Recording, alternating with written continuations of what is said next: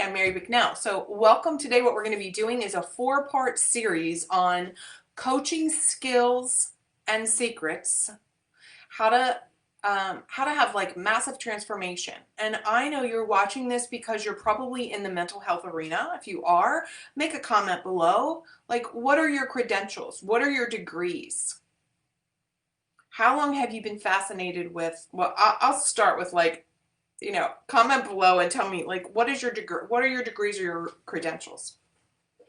So over this 4-part series, and I will make sure that I link this in my Facebook group. If you're not a part of my free Facebook group and you're watching this somewhere else, right, on YouTube or one of the other platforms, go to my Facebook group. It's a free Facebook group for mental health and wellness providers, clinicians and practitioners who are looking at maximizing their income and looking at creating an online coaching business as well. And that's marybicknell.com/Facebook group. How easy is that, you guys? So this is a 4-part series, and I'm telling you that because here's the 4 topics. Today what we're going to be talking about is, are you practicing coaching or are you practicing therapy? Next, series number 2 will be best practices around ethics, boundaries, and how to create some mind-blowing ahas for your coaching clients. Number 3 will be the most effective coaching questions and session format for accountability and support. And the 4th one in this series is setting expectations within a coaching relationship. Now, these may look similar to what you're already doing. Isn't that going to be the best news you've ever had? How many of you would love, while you're watching this short workshop, and these will be like 10, 15, 20 minutes-ish, how many of you would love, and wherever you're watching this, or if you're watching the replay or the video recording somewhere, how many of you would love to recognize that perhaps you are actually, oh my God, wouldn't it be fantastic if you realized that you're actually already coaching on one level, right?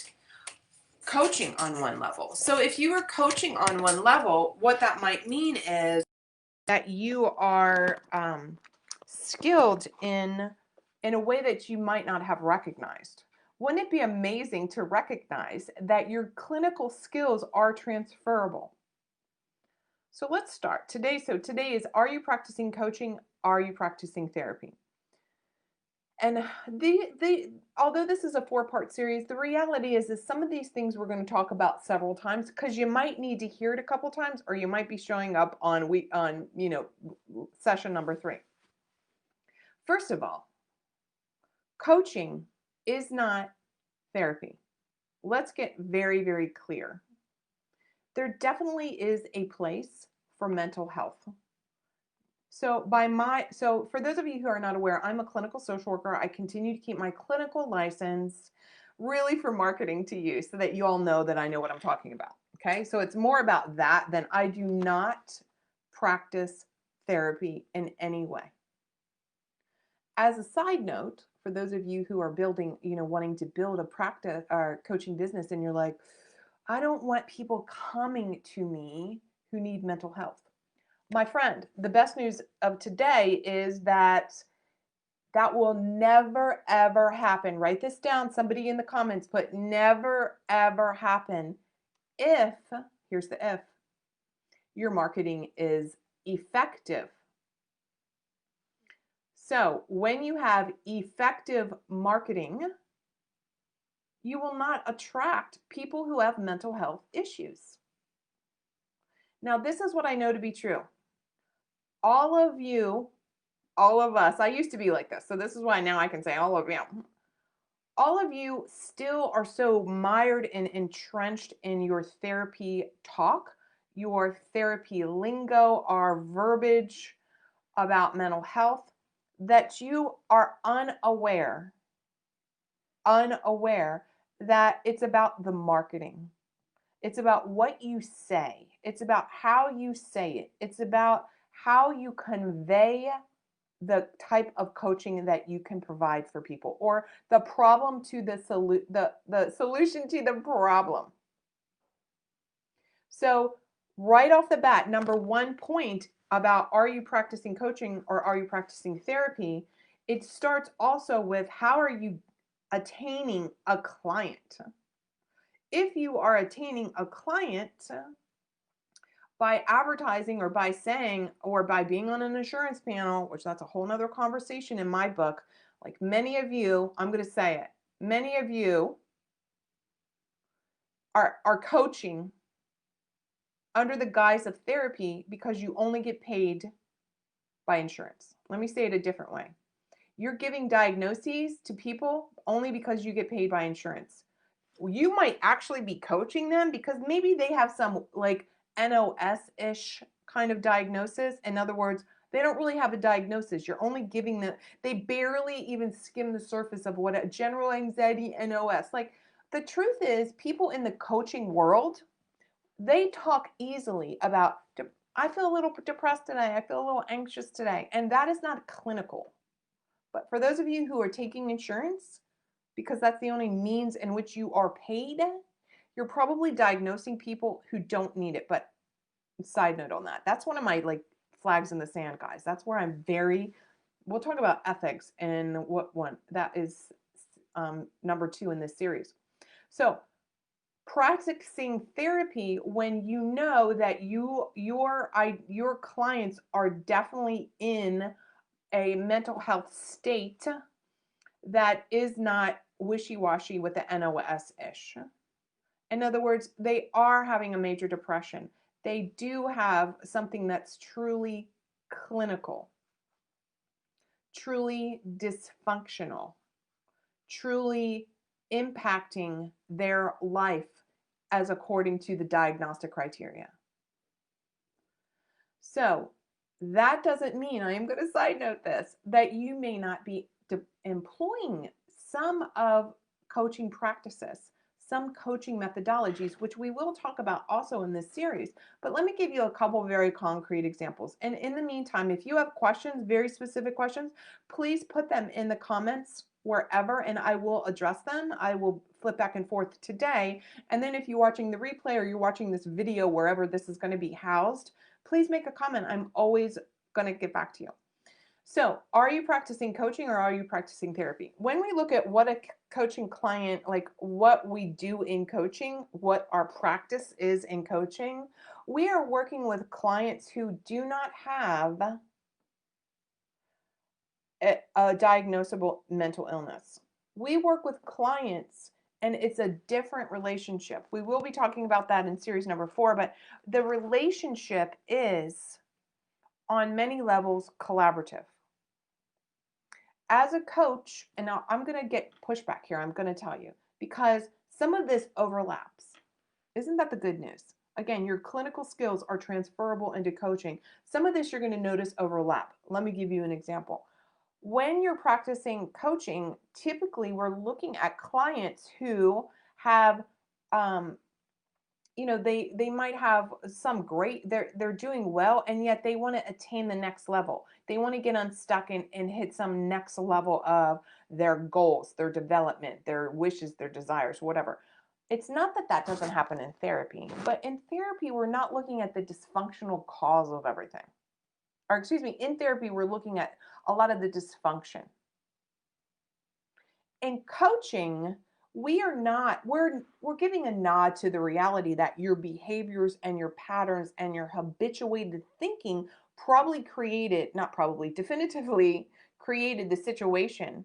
And so we're giving, as practicing in therapy or practicing coaching, we are giving skills to overcome that. So in coaching, we think about how do we attain goals? What methodology are you utilizing to have people habit change, thought change, lifestyle change, these kind of things. So you can see that, of course, there's some of that over here in therapy world. Of course. The difference is I'm not going to have the same expectation working with a client who has a major depressive episode as a client who comes to me because she wants to have a better relationship and she wants to make more money and she wants to learn how to sell better, or she feels like she has imposter syndrome, or she thinks that, she's got low self-esteem, or she has some insecurities, or that she's nervous as a new mom. That doesn't mean she's like, and I'm not talking about postpartum depression. I'm talking about the mom who's kind of nervous. She's never had a kid. She's never even been around kids before. So she's nervous. We don't need to classify her and label her as some kind of dysfunction, like you have some postpartum anxiety disorder. So let's circle this a little bit more, because I know that the problem sometimes is that counselors come to me. I'm like, tell me what you're talking about.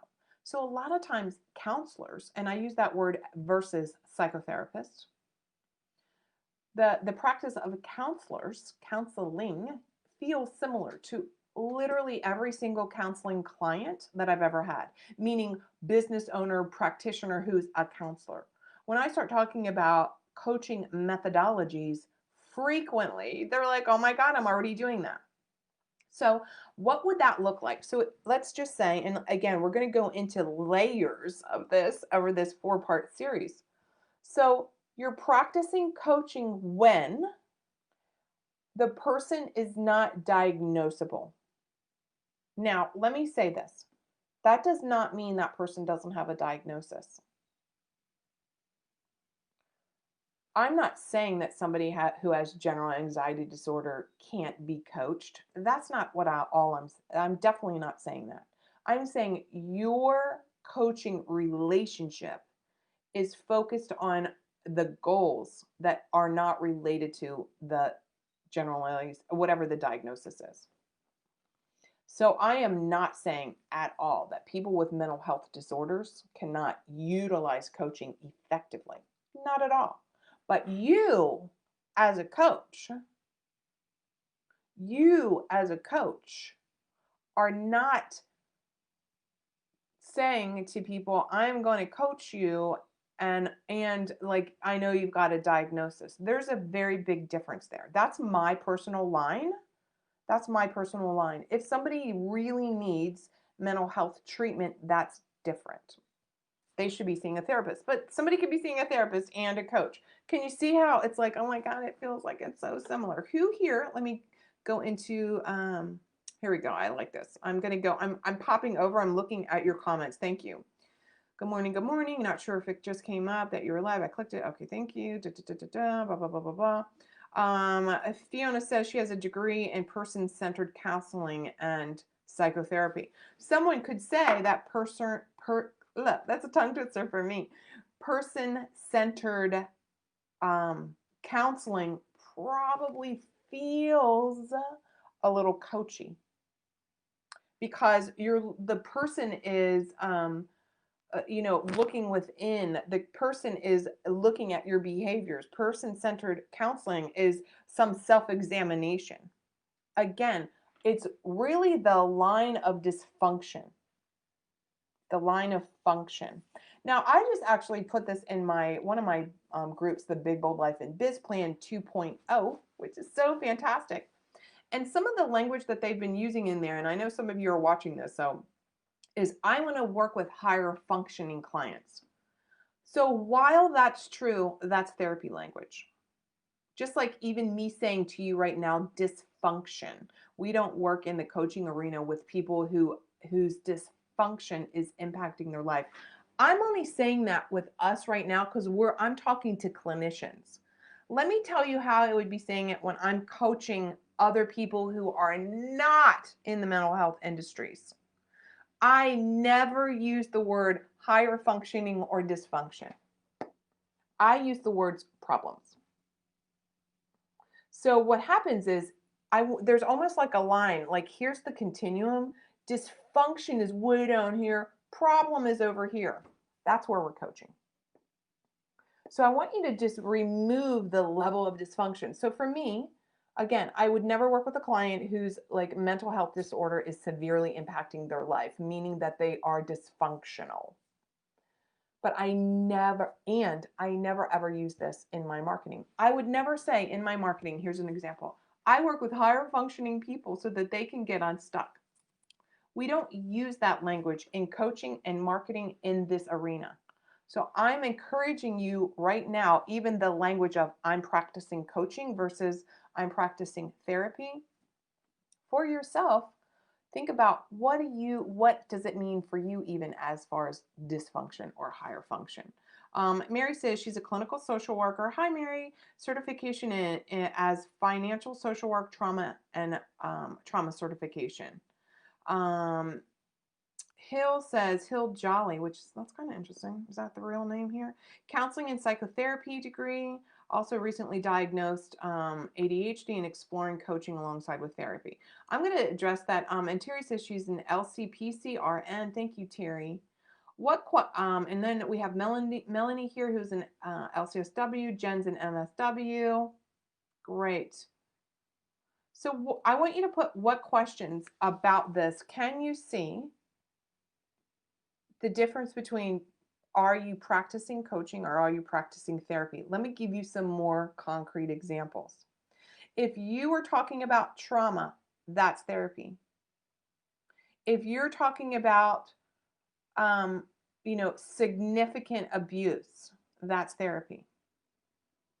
Now, again, I'm not saying that people who have had trauma are not potential coaching clients. Of course they are. Most of us have had trauma. I'm saying to the severity of which that is impacting their lives today. So, coaching to me looks like I'm working with people who have a big ass dream. So my company and my whole brand is around the big bold life and biz. And I also have my life coaching, which is the regret proof life. And that's really about how to stop overthinking, how to get unstuck, how to want what you really want unapologetically, because why the hell not? So that's for people who are like, I'm going to I am done people pleasing. I am done seeking permission. I am done with my fears around success or failure. I am done waiting. I am done just taking care of everybody else in my family. And I'm not sure how to make that happen. That's the perfect coaching client, guys. That's the perfect coaching client. Because she has problems and you have a solution that's around coaching. Completely different than, I was just raped. I was just molested. I'm in a major depression. Any kind of psychotic issues, right? All of that. It's significantly impacting my life. I can't get out of bed. Like that, those are completely different people. Here's some other things. Are you practicing coaching versus therapy? So are you asking more questions in coaching versus therapy? Right? Of course, there's so many different modalities. Let me explain how I do things in my coaching. This is what I really believe. So here's the bottom line. Okay. In therapy, I'm not giving answers typically. I mean, I'm typically not saying, this is what it is. Let's just get to it. In coaching, I am. As a clinician, my job was to support and walk with someone's treatment, so to speak. And I would not be so direct with how to help them overcome something. To me personally, that was one of the reasons I left the therapy world. I didn't like the construct that we cannot make significant suggestions or that we could not weave in all of the different beliefs and modalities that we could have. And you might call it holistic, right? In therapy, we don't typically have a holistic perspective. In the coaching world, this is what's so beautiful about it, y'all, is that you can weave in all kinds of solutions. Like your solution to her problem can weave in mind, body, spirit, rituals, like you can, and utilizing some of your coach or your clinical tools, tweaking them and weaving them together for your own coaching solution. So for me personally, my clients hire me not to just ask them a bunch of questions and try and walk them through and walk them and keep asking a question that hopefully they're going to have their aha. I mean, obviously I'm skilled, incredibly skilled at doing that. And yet my brand is all about like, let's get this shit on the road. People want an answer. So if I'm asking a few questions and she's not seeing it because she has what I call blind spots, I'm going to point it out. I'm going to point out the blind spot. I'm going to point out the thing in her way and work on how are you going to overcome this? How are you going to move through this? How can you connect with what you really want? How is this thing impacting the thing that you really want? Let me give you a couple examples. So I had a life coaching client who came to me. She had been married. She was married in a terrible marriage, hadn't had any kind of intimacy in nearly a decade. Younger woman, right? I mean, we're talking like, I think she was in her late 40s, early 50s, right? Um, she was the relationship with her spouse was starting to impact her confidence level in all areas of her life. My coaching methodology, I teach how you do one thing is how you do all things. So when she was feeling less confident in her personal life, it was translating over into her professional life. So then she didn't take as good a care of herself. She stopped going to yoga. She started drinking more. She wasn't eating really well. And so in our coaching, right, we looked at her problem basically is that she had not given herself permission. She had not given herself permission to go for it, to want what she wanted. She had fears around people pleasing, getting a divorce. What would people say? Once we could move through and actually work on giving her permission to build her confidence, to say no, right? To say no to the things she wanted to say no to and yes to the things she wanted to say yes to, then her confidence built, right? So her problems, the solution that I worked with her on is how do you create the life that you want? How do you honor your wishes? How can you be respectful to other people's um, viewpoint and yet prioritize your own viewpoint? So since then, she got a divorce. She moved closer to her daughter. She has a grandchild now, and she's actually more successful in her job because she feels more confident because she's given herself what she really wanted. That's coaching. So when she got stuck, there were plenty of times I'm like, I want you to look at this. Where else are you doing this in your life? If you're doing it here, you're doing it over here. If you're saying yes, yes, yes to all the crap with your ex-husband that you really want to be saying no to, what are you saying yes to in other areas of your life that you want to say no? So that's all about boundaries, and we will be talking about that in other areas of this four-part series. So those are some of the things. Who agrees that there feels like, short of like significant dysfunction that's impacting their life in a negative way, versus somebody could call this in the social work world, this is life skills. This is cognitive behavioral, teachings and trainings. This is, automated negative thinking. This is family constellations. This is inner child work. Yes, yes, it's all of that. Coaching is all of that. I just don't call it, this is family constellation work. Or parts work. This is what I want you to get.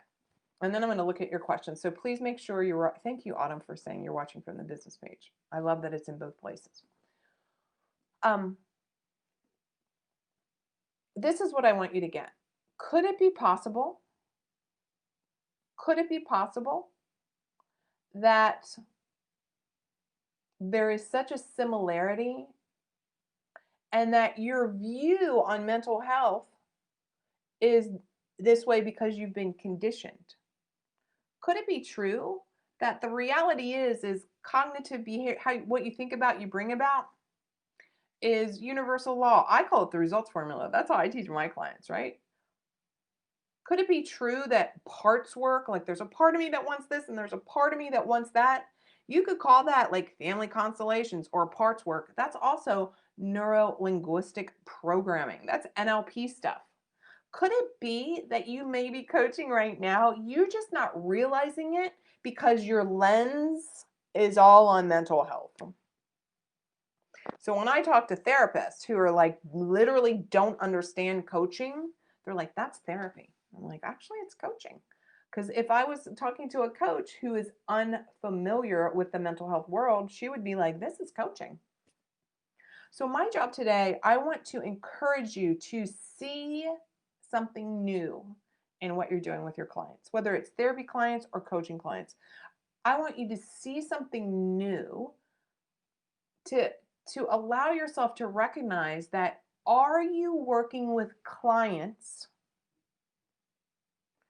based on your lens, right? Your training, your teaching, whatever. And could it be that you're actually coaching? And I know some of you are here and you're definitely working with people with significant mental health issues. I get it. And I'm saying, could it be possible? And could that be such fantastic news that you could say, huh, I'm coaching a lot more than I realized. I'm being much more directive. I'm being much more inquisitive. I'm shining a light on her issues, as opposed to in therapy I'm probably not speaking up so much because that's what they tell us. You're probably having this cognitive dissonance, this internal battle if you're working with therapy clients and you want to say something and you don't. You're probably the perfect fit for a coach to become a coach. If you're working with therapy clients and they drain you and you've gotten stuck in that arena and you're like, I don't know how to quit my job, or I don't know how to get out of this, and every day I come home, or I'm seeing 20, 30 clients a week in therapy and I'm burned out and I'm not joyous about it anymore. It's probably, my friends, it's probably time to reevaluate your work. See, my job is to help you be able to, have the kind of clients that you're like pumped and excited to work with. We're going to talk about boundaries with clients. Let me see which one that is. I want to say it's actually our very next in our series. I want to encourage you to just take a breath. Here's the questions. Here's your bold action steps to analyze. Number 1, your very next client. Do you have a moment when you're thinking, oh, I'm drained? Your very next client, do you have a moment where you're thinking, I just want to tell her. I just want to tell her. I want you to have your very next client to determine, is there something that another type of modality or another piece of what you believe is a solution to her issue that you aren't sharing because you're in a therapeutic role? For some of you who are thinking already, here's your bold action steps. I think I'm coaching. Here's what you're going to be looking for. Your very next client. Do you have a collaborative relationship where you as the coach are the holder of the goal, right? And you're helping her, guide her to bust through her mindset, to bust through her limitations, to bust through her habitual whatever, to help her get to that goal? Are you walking her through a path? Do you have a solution, a systematized solution for a singular problem? That's a whole nother conversation. Like, you generalists out there, I can help everybody from a 4-year-old to a 101-year-old. You're never going to make any money that way, but that's another day. So I'd love to hear what you have to say. Please comment, like really listen to this again. I am sure that a lot of you are already coaching. I'm going to say it. I bet you most of you are already coaching. I have known, for working with hundreds of women, that if you come to, first of all, I'm very direct. So if you resonate with me, if you even have that inkling, I'm done with therapy, or you have that inkling, like, I think I'm much more directive with people, you're probably coaching, which is so exciting because the coaching world is a multi-billion-dollar industry. It's only growing. I want to help you create the business of your dreams. Go enjoy the day, and I will see you next time. Yeah, a couple of you have said, yep, already coaching. Most of my clients are higher functioning. This is definitely true for me. As a coach, do you advertise that you're a... Loretta, thank you. I'll answer a few more of these questions actually before I go. As a coach, do you advertise? It's not that I advertise. See, this is different. It's not that I, quote, advertise. I'm a clinical social worker and a coach. I never say that. My credentials speak for me. I don't even need to advertise them. See the difference? What you're actually advertising, Loretta, is you're advertising this. You're marketing, hi, I can help someone with this problem, ABC. I have a solution to their problem. You're marketing your solution to your ideal client's problem. We all think, and we're going to talk about this more in the other series, we all think that although it's great that you all have a bunch of credentials and you're brilliant and I know you've got all the letters, we think that's what people are buying. You are wrong. You are wrong if you think that a coaching client comes to you or even a therapy client comes to you because of all the initials. They're coming to you because what you said you could help them with is what they're wanting. My coaching clients don't even ask me, like, how many credentials do you have, Mary? Which, by the way, I have lots of credentials, right? But they're not buying, they're not investing to work with me based on I was a clinical social worker, I am a clinical social worker. None of that. They are responding to my marketing that says, I have the solution to your problem. That's all that people care about, you guys. They don't care that you know this and I know this and I know that and I took this class and I've got these 3 initials, I got this certification. None of that matters because your clients only care about what can you do for me. So thank you, Loretta. I really, really, really think that that is so important. Rebecca says she wants to be more directive. It's why I'm here. And your clients want that. Don't you all love, like you clients that are watching right now, aren't you glad that I'm pretty direct with you? I know you are. I know you want the answer and right? Okay. Enjoy the day. Well, I'll talk to y'all later. Bye.